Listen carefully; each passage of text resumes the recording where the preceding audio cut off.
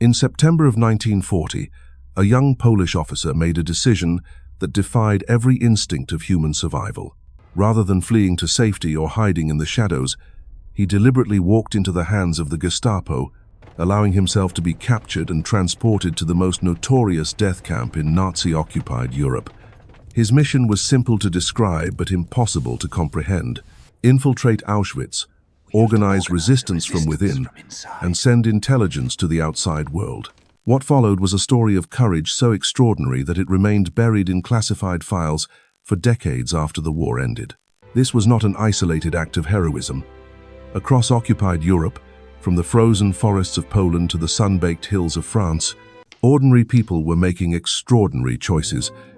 They were teachers and social workers, jazz musicians and codebreakers, housewives and diplomats. What united them was not their background or their nationality, but their willingness to risk everything for a cause greater than themselves. These were the forgotten heroes of World War II, and their stories will leave you questioning what you would have done in their place. The names you know from this war are the generals and politicians, the famous battles and turning points that shaped the course of history. But what if I told you that some of the most decisive moments of the war were carried out by people whose names never appeared in newspapers, whose faces were never seen on propaganda posters? What if the difference between victory and defeat came down to a handful of individuals who chose to act when everyone else chose to look away? Today, we're going to uncover 3 stories that will change how you think about courage, sacrifice, and the power of individual action. We'll meet a man who voluntarily entered hell to document its horrors, a woman who smuggled thousands of children to safety while the world turned a blind eye, and a network of female spies who operated in the shadows with nothing but their wits and an unshakable belief in freedom. These are not the stories Hollywood makes movies about. These are the stories that were deliberately forgotten, buried under layers of political convenience and national mythology. But before we dive into these incredible accounts, let me give you a sense of just how dangerous and desperate the situation was in occupied Europe. By 1940, Nazi Germany controlled territory stretching from the Atlantic coast of France to the gates of Moscow. Resistance meant death, and not just for the resistors themselves, but for their families, their neighbors, their entire communities. The Nazis had perfected a system of collective punishment that made heroism a decision that could condemn dozens of innocent people to execution. Yet despite these overwhelming odds, despite the machinery of terror that the fascists had constructed, ordinary people continued to choose resistance. They chose it knowing the consequences. They chose it knowing the odds. They chose it because they understood something that we often forget in our comfortable modern world: that there are moments in history when doing nothing is not an option, when survival without honor becomes a fate worse than death itself.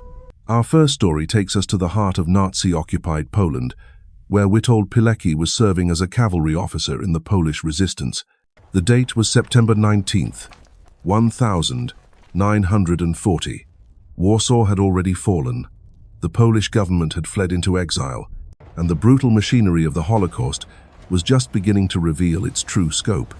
Reports were filtering out of a new kind of camp, something more sinister than a prison, more systematic than a ghetto. But these reports were fragmentary, unverified, dismissed by many Allied officials as wartime propaganda.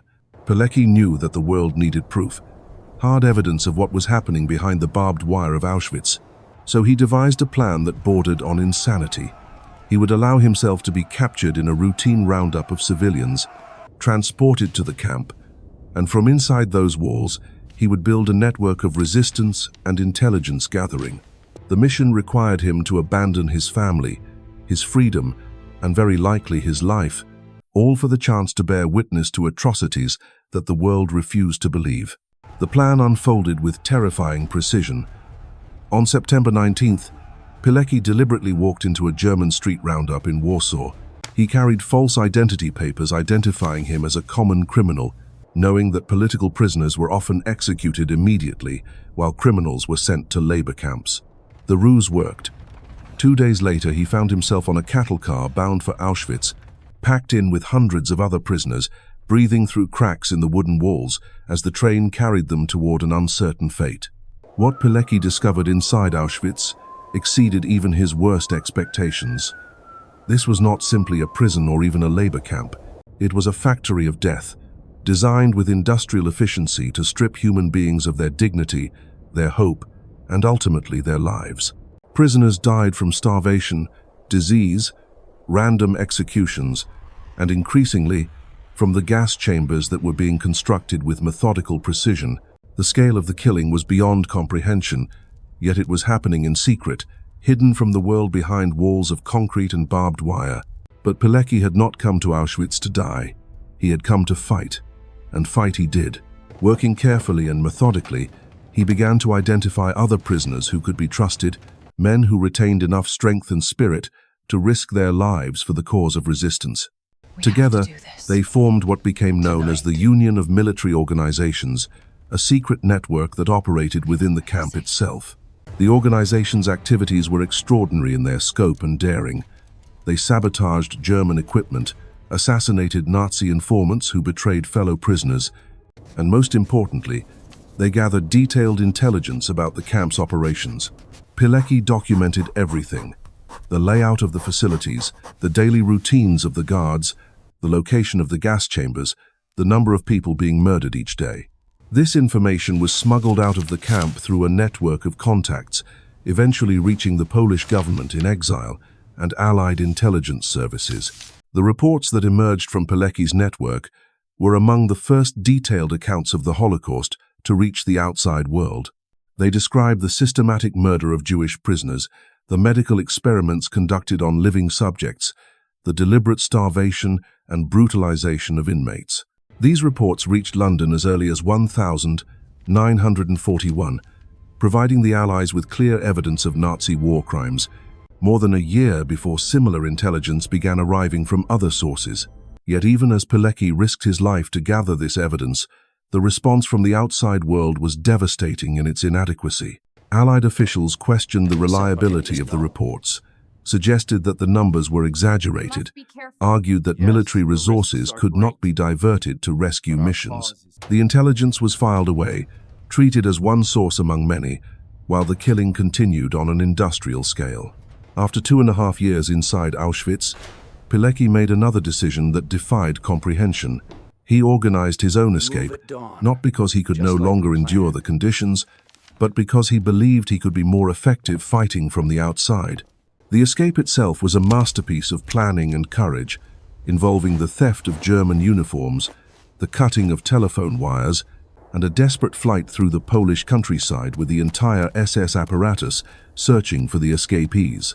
Freedom should have been the end of Pilecki's story, but it was barely the beginning. His escape from Auschwitz was followed by continued service in the resistance, participation in the Warsaw Uprising, and ultimately, a post-war fate that was perhaps more tragic than anything he had endured in the camp itself. The communist government that took control of Poland after the war viewed Pilecki as a threat, a symbol of the non-communist resistance that they were determined to eliminate. In 1947, he was arrested by the secret police, subjected to torture and show trials, and eventually executed as an enemy of the state. His story was buried, his heroism erased from official histories, his sacrifice forgotten by the very nation he had risked everything to serve. This deliberate erasure of Pilecki's story reflects a broader pattern that affected countless heroes of the resistance movement. The post-war world had little room for moral complexity, for stories that did not fit neatly into national myths or political narratives. The heroes who had fought fascism found themselves facing new forms of tyranny, their wartime courage becoming a liability in the emerging Cold War landscape. But Pilecki's story was not unique in its tragic aftermath. Across Europe, the very people who had risked everything to preserve freedom were being silenced, marginalized, and in many cases, eliminated by the governments they had helped bring to power. This systematic forgetting was not accidental. It was a deliberate policy, a rewriting of history that elevated certain types of heroism while burying others. The grand narratives of national liberation had no place for individuals whose loyalty transcended political boundaries, whose moral courage operated outside the framework of state-sanctioned resistance. These were stories too complex for propaganda, too morally challenging for simple celebration. But while men like Pilecki were operating inside the concentration camps, another form of resistance was taking shape in the cities and countryside of occupied Europe. This resistance was quieter, more subtle, but no less dangerous.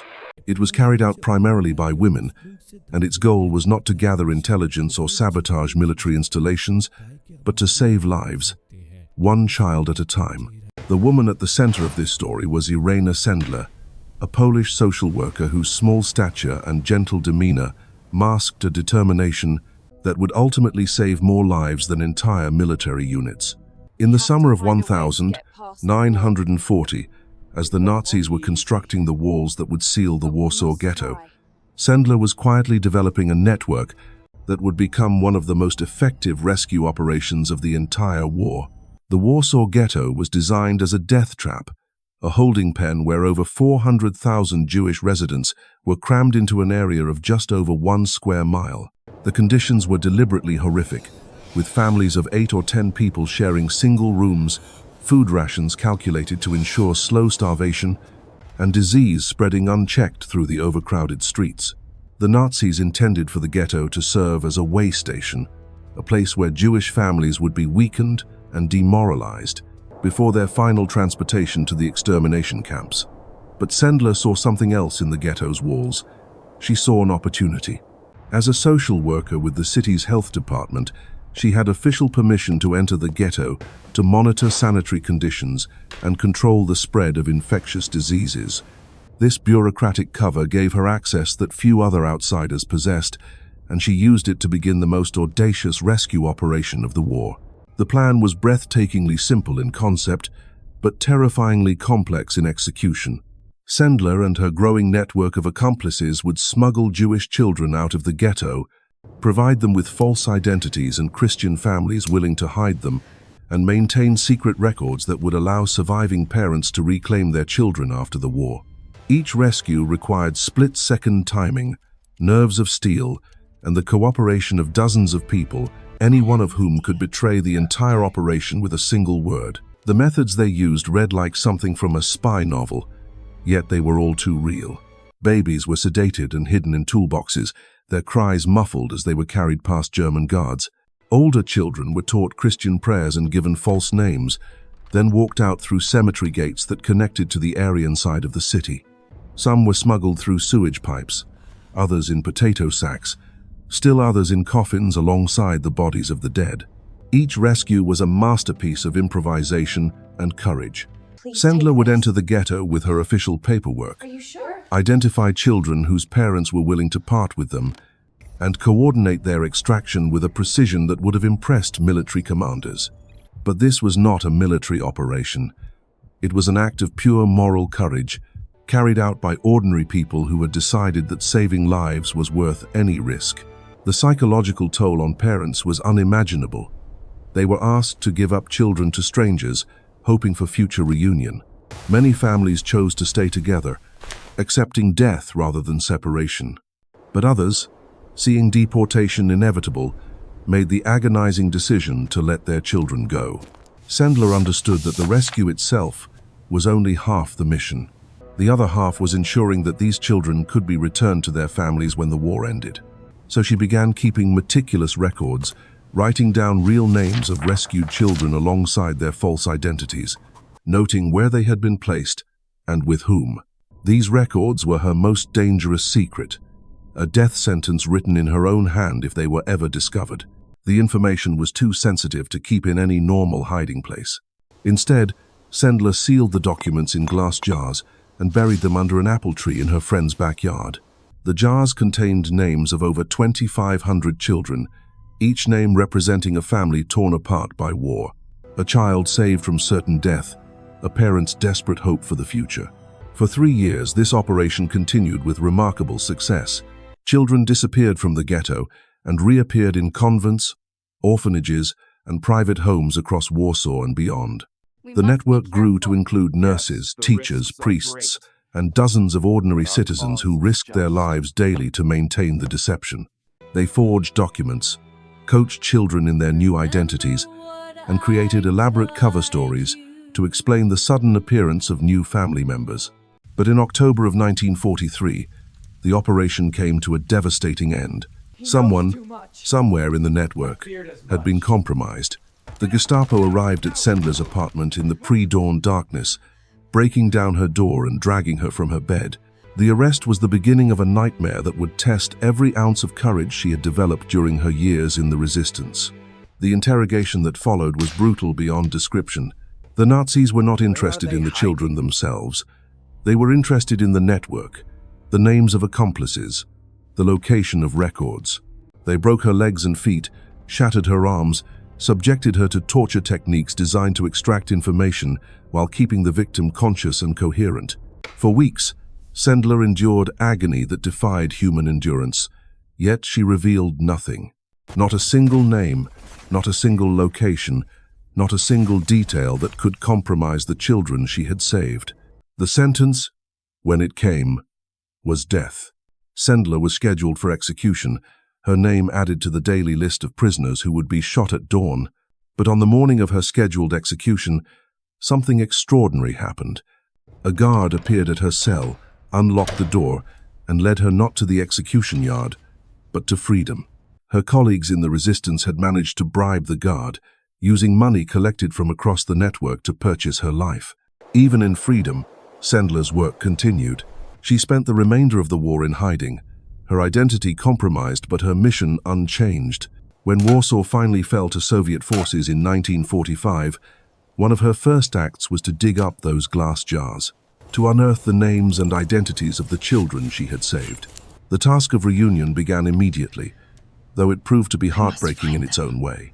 Most of the parents were dead, murdered in Treblinka or other extermination camps during the final liquidation of the ghetto. The children Sendler had saved were alive, but they were orphans, their families erased from the earth. Yet the rescue had succeeded in its fundamental goal. These were children who grew up, who had families of their own, who carried forward the memory of parents who had loved them enough to let them go. Sendler's story should have made her one of the most celebrated heroes of the war. Instead, like Pilecki, she found herself on the wrong side of post-war politics. The communist government of Poland had no interest in celebrating the heroism of someone who had operated outside official party structures. Her story was buried, her accomplishments minimized, her name erased from official histories. For decades, Irena Sendler lived in obscurity, working as a nurse and raising her own family, while the children she had saved grew up across Poland and beyond. It was not until the 1,990 seconds when a group of American high school students stumbled across a brief mention of her story that the full scope of her heroism began to emerge. These students, working on a school project about Holocaust heroes, discovered that this forgotten Polish social worker had saved more Jewish lives than Oskar Schindler. Yet her name appeared in no history books, no monuments commemorated her actions, no films told her story. The rediscovery of Sendler's heroism sparked a broader recognition of how many stories had been lost, how many heroes had been forgotten. Her rescue of 2,500 children was not an isolated incident, but part of a vast network of resistance that operated across occupied Europe, carried out by people whose names we will never know, whose courage we are only beginning to understand. But while Sendler was orchestrating her rescue operations in the Warsaw Ghetto, another form of resistance was taking shape in the shadows of Nazi-occupied France. This resistance was carried out by women who had volunteered for the most dangerous assignment imaginable. They were agents of the Special Operations Executive, Britain's secret organization tasked with setting Europe ablaze from within. These were not soldiers in any traditional sense. They were mothers and teachers, shop girls and aristocrats, united by their willingness to parachute into enemy territory, with nothing but forged papers, a radio transmitter, and the slim hope that their cover stories would hold under interrogation. The life expectancy of an SOE agent in occupied France was measured in months, not years.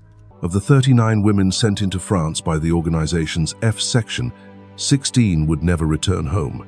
They would die in concentration camps, face firing squads, or simply disappear into the night, their final moments known only to their executioners. Yet they continued to volunteer, continued to board those black-painted aircraft that would drop them into a landscape where every face could belong to an informant, every knock on the door could signal betrayal. Among these women was Violette Szabo, whose story reads like something from a thriller novel, except that every word of it was real. Born to a French mother and English father, Violette possessed the linguistic skills and cultural knowledge that made her invaluable to the resistance.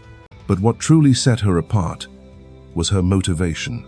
Her husband, Etienne Szabo, had been killed fighting with the Free French forces in North Africa. She had a young daughter at home in London, a comfortable life that she could have maintained throughout the war. Instead, she chose to honor her husband's memory by carrying on the fight that had cost him his life. Her first mission into France was a remarkable success. Dropped near Cherbourg in April 1944, she established contact with resistance networks, coordinated supply drops, and helped organize sabotage operations that would prove crucial during the D-Day landings. For weeks, she moved through the French countryside with a confidence that bordered on audacity. Her cover identity as a secretary holding firm under casual scrutiny, she completed her objectives and was extracted safely back to England, where her handlers immediately began planning her return. But it was her second mission that would cement her place in history. In June 1944, just days after the Allied landings in Normandy, Violette parachuted back into France with a new objective. She was to assess the strength of resistance networks in central France and coordinate their activities with the advancing Allied forces. The mission began well, with successful contacts established and intelligence gathered. But as she and her French colleague were driving through the countryside near Salon-la-Tour, they encountered something that would change everything. A German patrol from an SS infantry regiment was moving along the same road, heading to reinforce German positions against the advancing Allies. In any normal circumstance, two people in a car might have simply been waved through with a cursory check of their papers, but these were not normal circumstances. The Germans were nervous, suspicious, on edge from the constant harassment by resistance fighters. When they signaled for the car to stop, Violette's companion made a split-second decision that would doom them both. Instead of stopping, he accelerated. The chase that followed was brief and brutal. Machine gun fire shattered the car's rear window as they raced through the narrow country lanes. The vehicle careened off the road and crashed into a ditch, leaving both occupants exposed and on foot. Violette's colleague, unhurt but panicked, began to run. But Violette had been wounded in the arm by the German gunfire, and her weak ankle, an old injury from her youth, gave out as she tried to flee. What happened next has become the stuff of legend, though the truth is perhaps more extraordinary than any legend. Instead of surrendering immediately, Violette turned to face her pursuers. Armed with nothing but a Sten gun, she opened fire on the approaching German soldiers, buying precious time for her colleague to escape. She held them off for nearly an hour, moving from position to position, her accurate fire keeping an entire patrol at bay. The Germans, frustrated by their inability to advance, called for reinforcements. When Violette finally ran out of ammunition, she was surrounded by dozens of soldiers, all of them wary of the small woman who had single-handedly disrupted their entire operation. Her capture marked the beginning of an ordeal that would test every ounce of courage she possessed. The interrogation began immediately. The Germans knew they had captured someone important, someone whose knowledge could compromise resistance networks across central France. For days, they subjected her to questioning that grew increasingly violent as her silence persisted. They threatened her daughter, promised her comfortable imprisonment if she cooperated, alternated between brutality and false kindness in their attempts to break her resolve. Through it all, Violette revealed nothing. When it became clear that conventional interrogation would not succeed, she was transferred to Fresnes prison outside Paris, then later to Germany itself. The journey east was a nightmare of overcrowded cattle cars, sporadic food, and the constant fear of Allied bombing raids. But even in these conditions, Violette maintained the morale of her fellow prisoners, organizing small acts of defiance, sharing what little food she had, refusing to let the Germans see her spirit broken.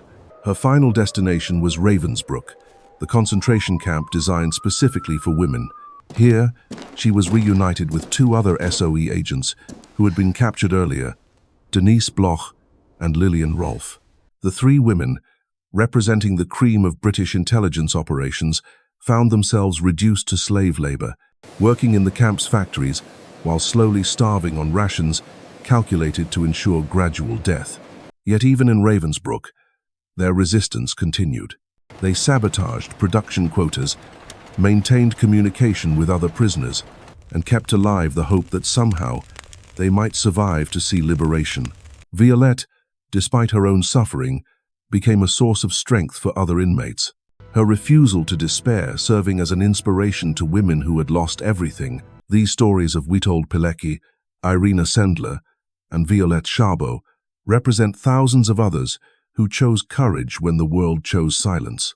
They remind us that heroism is not reserved for the famous or the powerful, but lives in the hearts of ordinary people who refuse to accept that evil is inevitable. Their names may have been forgotten by history, but their legacy lives on in every act of moral courage, every choice to stand up rather than stand by. The next time you face a moment that demands you choose between comfort and conscience, remember these forgotten heroes and ask yourself, what would they have done?